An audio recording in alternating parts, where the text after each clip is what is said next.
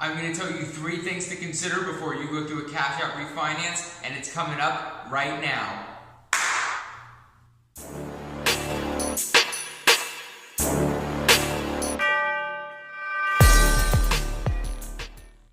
Hello and welcome. If this is your first time on my channel, my name is Matthew Tortorelli and I'm a mortgage loan officer in Arizona, California, and Texas. And if you like great content like this, consider subscribing.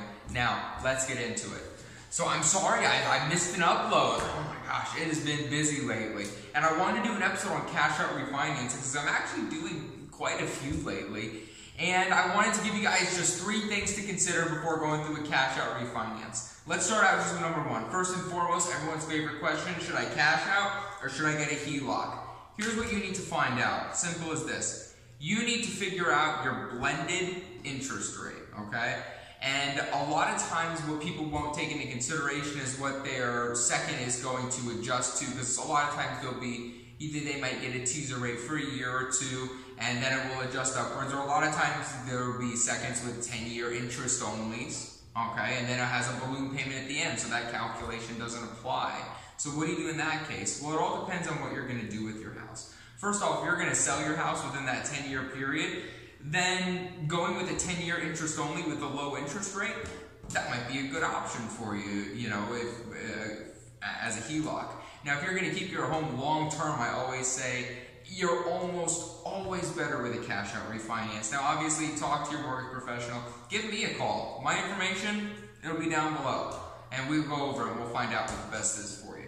But those are just a couple things to take into consideration when you're comparing seconds to your cash out refinance. Okay, next thing to consider. What are you going to use the money for? A lot of times, some very popular reasons to do cash out refinances are for home improvement, adding value to your home. That's an awesome idea. Spend 20, gain 30. You know, it's a fantastic way to invest your equity back into the asset. You know what I mean? Investing some money back into your asset. That's not a bad idea.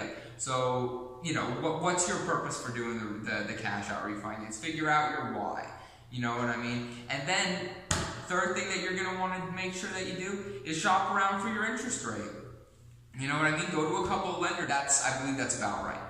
So those are just some things to keep in mind. So shop for your interest rate. Don't just go with the first person. You know, run your credit, get a few scenarios, and figure out what the going rate is. Figure out what the going fees are, and you know, always keep in mind things like your third-party fees, like your title and appraisal.